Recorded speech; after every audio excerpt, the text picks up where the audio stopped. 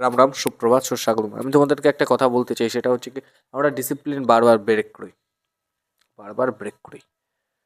সেটা আমরা করি, আমরার মধ্যে সেই আমরা পড়ে যারা একটু ল্যাথখোর।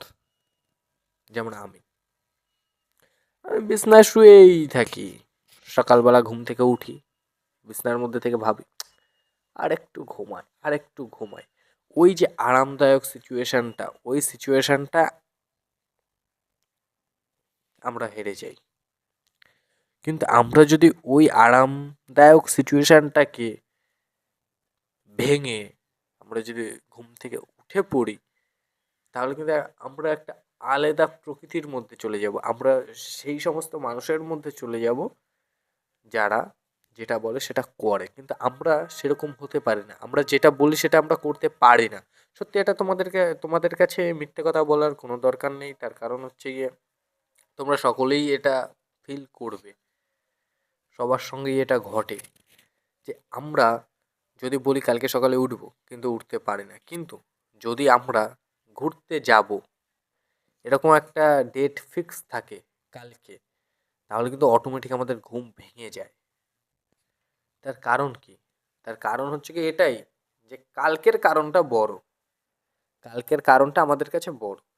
যদি আমরা ঠিক টাইমে উঠতে না পারি, তাহলে আমরা ঠিক ট্রেন ধরতে পারবো না। আর ঠিক ট্রেন ধরতে না পারলে আমরা ঠিক সময় গিয়ে পৌঁছাতে পারবো না।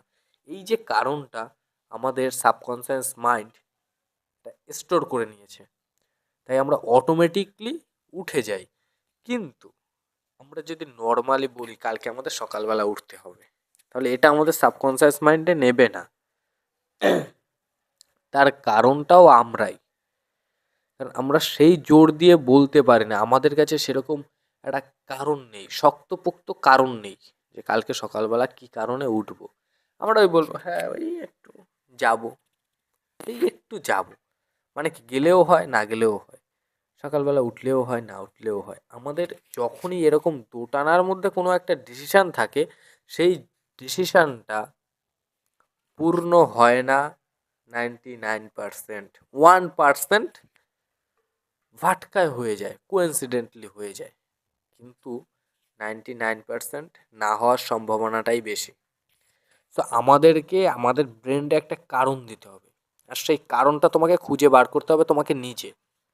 তো তুমি নিজে তোমার কারণটাকে খুঁজে বার করো, তুমি কালকে কি কারণে উঠবে। সেই কারণটা যার যত বড় হবে, সে তত মজবুতলি উঠতে পারবে, মজবুতভাবে উঠতে পারবে, strongly. So bye bye, take care, ভালো থেকো, সুস্থ থেকো, দেখা হচ্ছে কালকে।